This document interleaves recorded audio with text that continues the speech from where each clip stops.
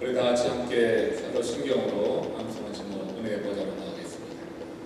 전능하사 천지를 만드신 하나님 아버지를 내가 믿사오며 그 외아들 우리 주 예수 그리스도를 믿사오니 이는 성령으로 잉태하사 동정녀 마리아에게 나시고 본디오 빌라도에게 고난을 받으사 십자가에 못 박혀 죽으시고 장사한 지 사흘 만에 죽은 자 가운데서 다시 살아나시니 하늘에 오르사 전능하신 하나님 우편에 앉아 계시다가 저리로서 산자와 죽은 자를 심판하러 오시리라.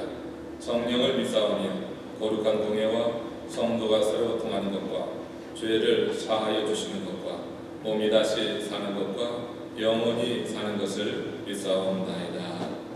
아멘. 함께 찬송 540장 주의 음성을 내가 들으니 찬송하겠습니다.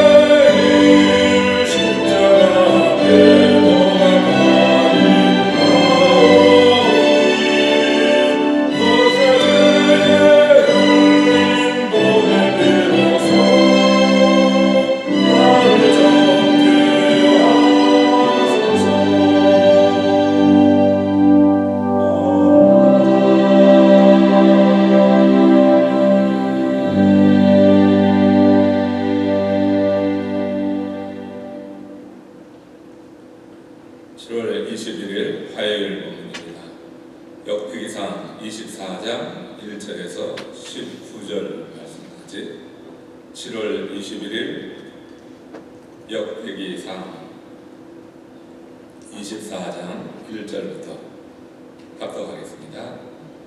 아론 자손의 계열들이 이러하니라. 아론의 아들들은 나답과 아비후와 엘르아살과 이다말이라. 나답과 아비후가 그들의 아버지보다 먼저 죽고 그들에게 아들이 없으므로 엘르아살과 이다말이 제사장의 직분을 행하였더라. 다윗이 엘르아살의 자손 사독과 이다말의 자손 아히멜렉과 더불어 그들을 나누어 각각 그 섬기는 직무를 맡겼는데 엘르아셀의 자손 중에 우두머리가 이다말의 자손보다 많으므로 나눈 것이 이러하니 엘르아살 자손의 우두머리가 16명이요 이다말 자손은 그 조상들의 가문을 따라 8명이라. 이에 제비포가 피차에 차등이 없이 나누었으니 이는 성전의 일을 다스리는 자와 하나님의 일을 다스리는 자가 엘르아살의 자손 중에도 있고 이다말의 자손 중에도 있습니다.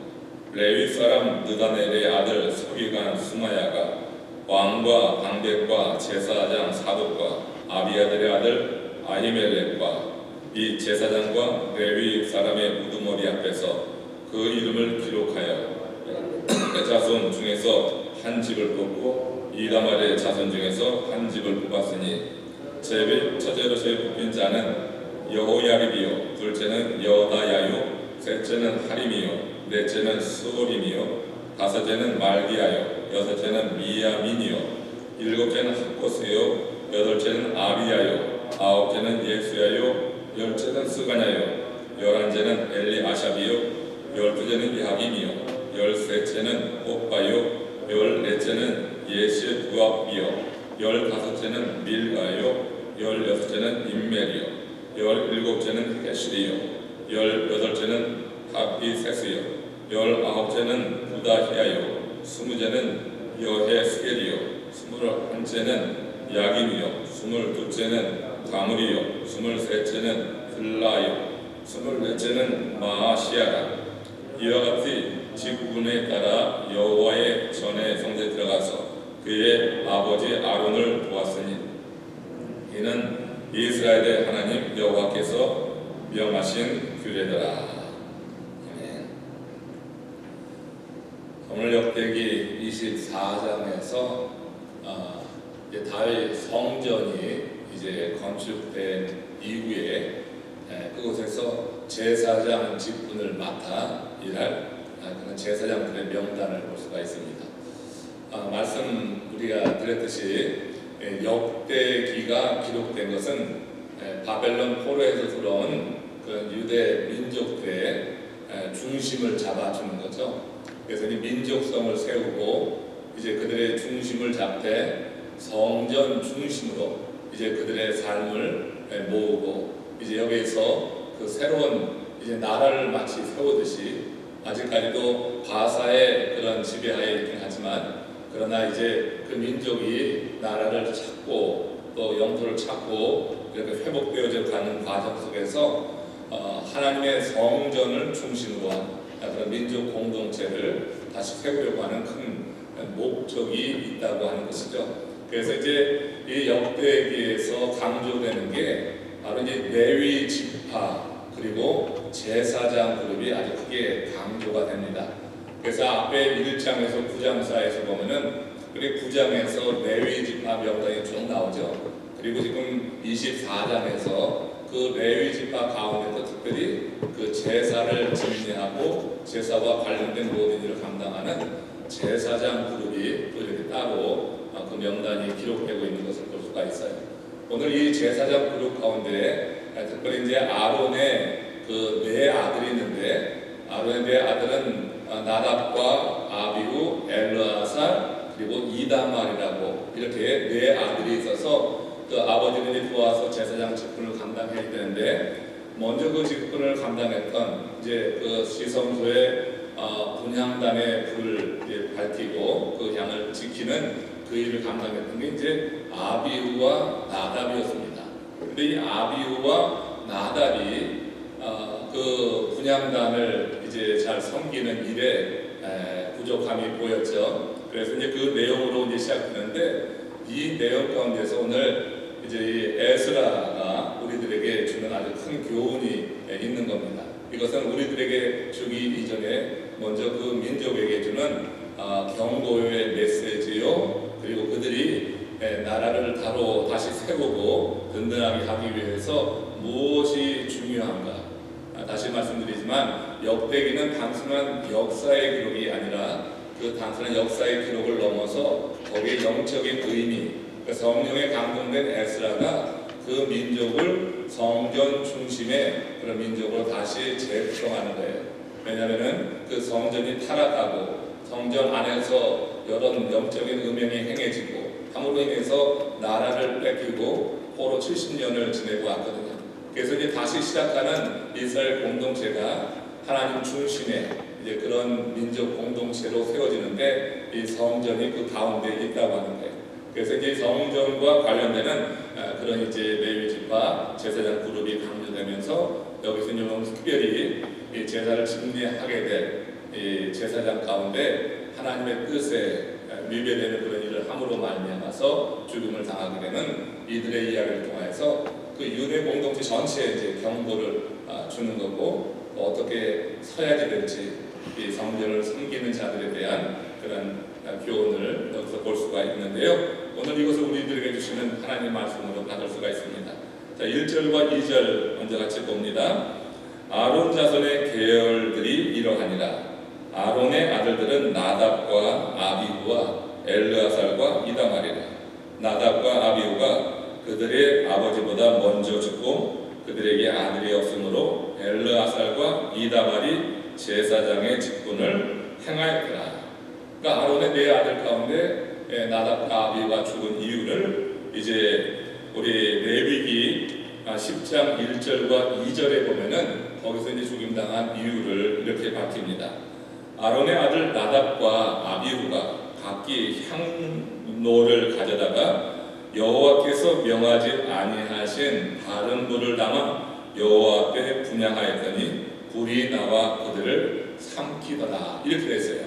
그러니까 이 나답과 아비후가 맡은 그 직분을 감당함에 있어서 자기의 향로를 갖고 왔다고 하는 거예요. 원래 지성소 안에는 정해진 그런 향로가 있습니다.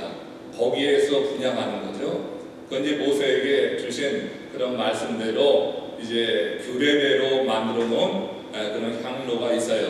그런데 그 향로에서 하나님이 정한 불을 가지고 이제 하나님께 그 향을 올려서 분향단을 지켜야 되는데 이들이 그만 각기 향로를 가졌다고 그랬어요. 각기 향로를 가지고 여호와께서 명하지 아니한 다른 불을 가져다가 그렇게 여호와 앞에 분향하였더니 불이 나와서 그들을 삼켰다.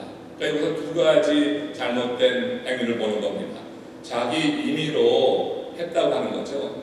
그러니까 향로라고 하는 것을 자기의 그 보기에 좋기에 어떤 의미에서는 그렇죠. 자기의 취향에 맞게, 그러니까 편리하게 이런 거예요. 그러니까 하나님의 규례대로가 아니라 자기의 편리함과 취향을 따라서 어찌 보면 그렇게 자기에게 지워진 직무를 감당하려다가 이런 화를 당했다고 하는 거죠.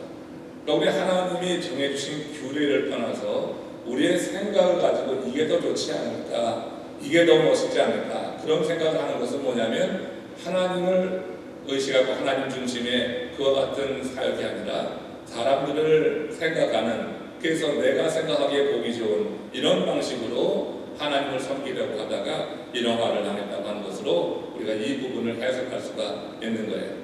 그러니까 하나님께서 정하신 그 규례가 분명히 있음에도 불구하고 그 규례를 무시하고 행한 그 결과가 이런 처참한 결과가 나타나서 결국 아론의 장남 차남 이 나답과 아비후가 그렇게 그 불로 인하여서 삼킴을 당하고 이제 셋째 넷째 엘르아살과 이다말이 제사장의 직분을 받게 되었다 하는 것이에요.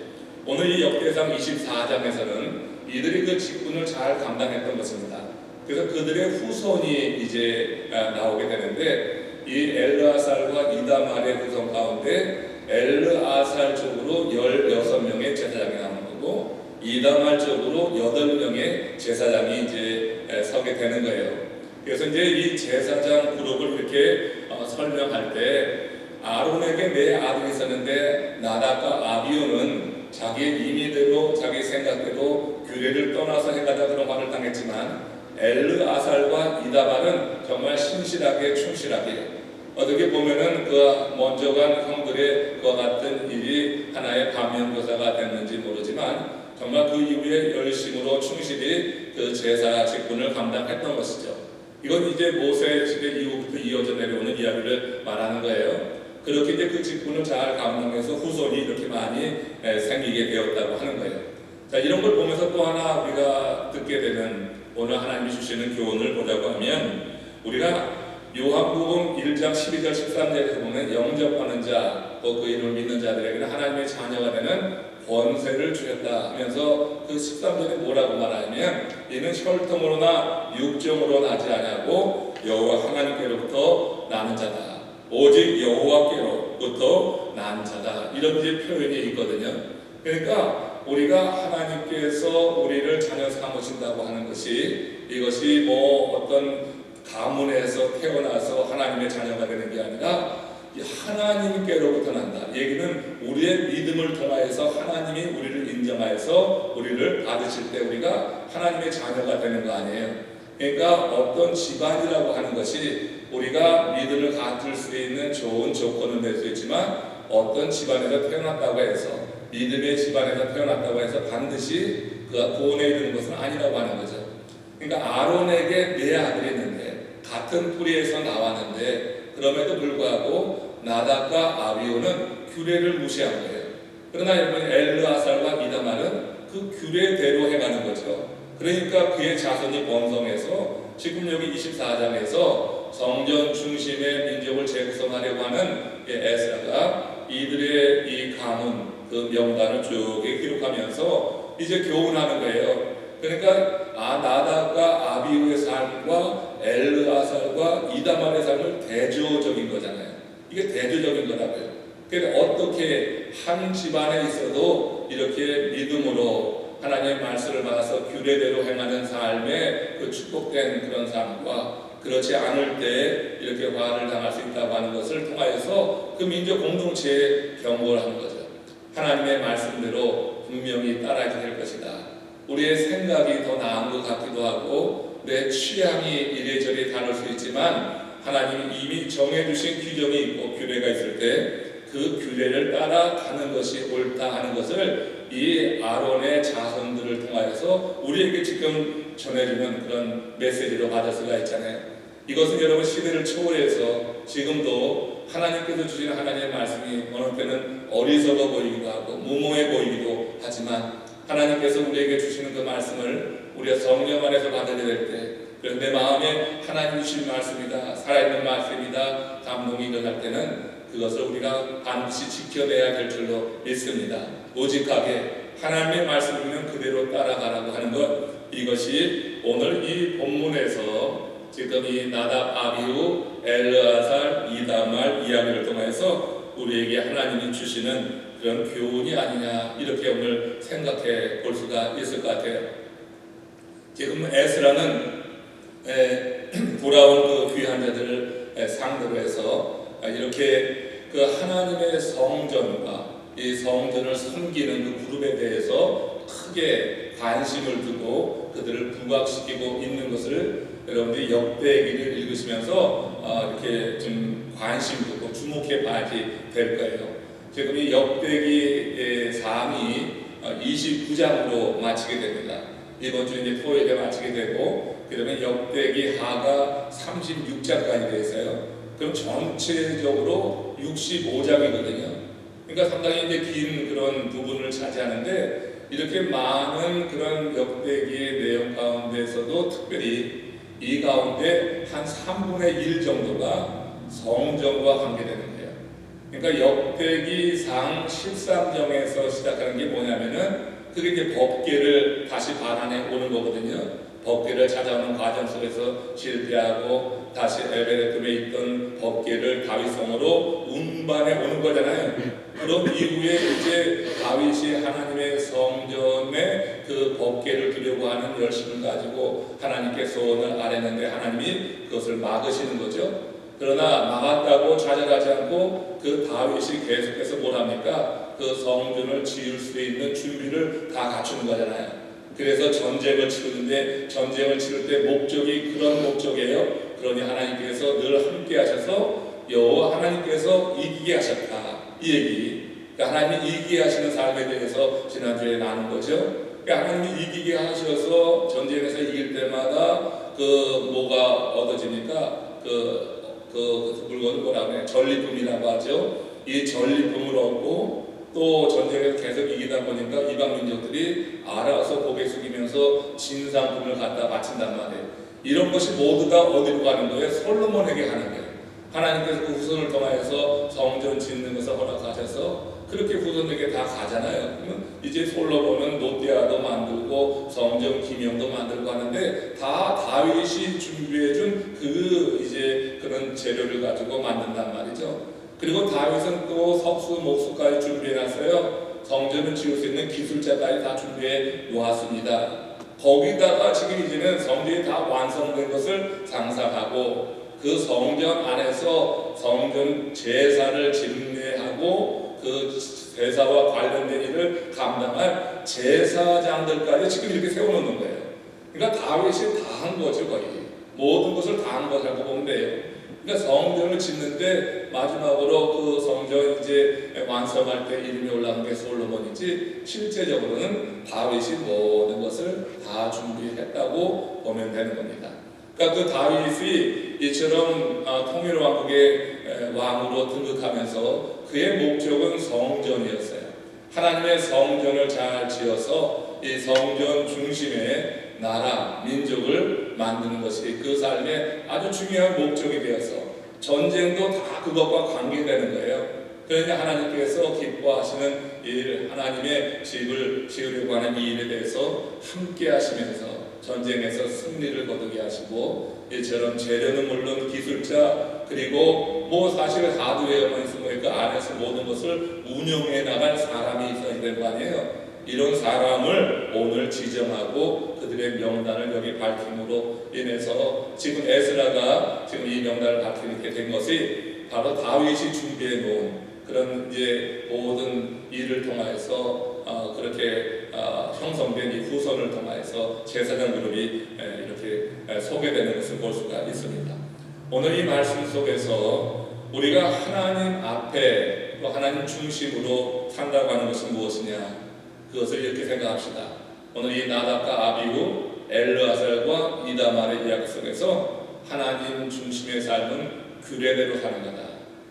규례대로 그리고 믿음대로 가는 거다.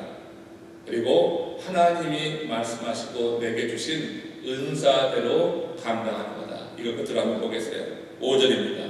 5절 보면 지금 말씀드려도 엘르아살과 이다말 자손의 수는 지금 엘르아살 그룹에서 나온 제사장이 2배예요. 16명이니까. 그런데 이다말은 8명밖에 되지 않지만 5절에 이렇게 표현이 됩니다.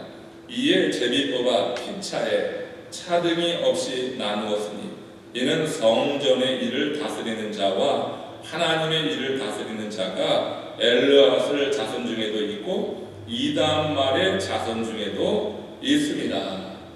그러니까 어떤 수에 많고 적음이 아니라 지금 여기서 말씀드린 대로 은사대로예요. 그 19절에 가서는 보면은 이와 같은 직무에 따라 그랬거든요.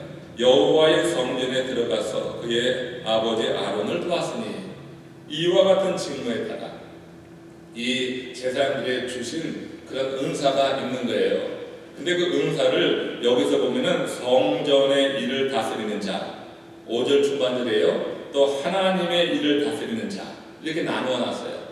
그러니까 16명 그리고 8명 도합 24명의 제사장들이 그 성전 중심으로 그 자기에게 맡겨진 직분을 감당할 때 성전의 일을 다스리는 자가 있고요. 하나님의 일을 다스리는 자가 있다고 하는 거예요. 같은 제사장이라 할지라도 이렇게 두 그룹이 나눠지는 거예요. 그런데 이 두 그룹으로 나눈 것을 수가 많은 엘르아살 그 계통의 제사장들로 뭐 한쪽으로 치우쳐서 이렇게 배치한 게 아니라 제비 뽑아서 균등하게 기회를 주었다고 하는 거예요. 이게 무슨 얘기냐면은 성전을 다스리는 자는요, 성전 안에서 직접 행해지는 그 제사를 집례하는 사람이에요. 그와 반면에 뒤에 하나님의 일을 다스리는 자. 뭐 사실 뭐 성전의 일을 다스리는 것도 하나님의 일인데 굳이 지금 제사장의 직임을 나누면서 성전의 일을 다스리는 자, 하나님의 일을 다스리는 자 나누었다고 하는 것. 이게 어떤 의미가 있냐면 하나님의 일을 다스리는 것은 성전 바깥에 성전의 예배를 준비하는 모든 과정이 또 있어요. 그리고 그 백성들을 지도하고 가르치고 어떻게 이 제사를 드려야 될지 그것을 미리 또 준비하는 그런 사람들이 있다고요. 근데 제사장 그룹에서 선호했던 게 뭐냐면은 하나님의 일을 다스리는 거였어요. 하나님의 일을 다스린다고 하는 것이 성전 바깥에서 사람들을 지도하고 제사를 집례하고 이제 안으로 들어가기 전에 하던 그런 일이라고 볼 수가 있는데, 그러니까 성전 안에서 다스리는 자는 제사만 집례하지만 성전 바깥에서 하나님의 일을 다스리는 자는 사람들과의 관계하면서 사람들을 지도하고 그들의 존경을 그야말로 받을 수 있는 그 자리에 한마디로 얼굴이 나는 직무라고 하는 거예요. 얼굴을 드러내는 직무예요. 이 직무에 대해서 또 편리하기도 하고요, 수월하기도 하고, 그래서 제사장 그룹에서 하나님의 일을 다스리는 것을 선호하는 경향이 있었다고 하는 거예요.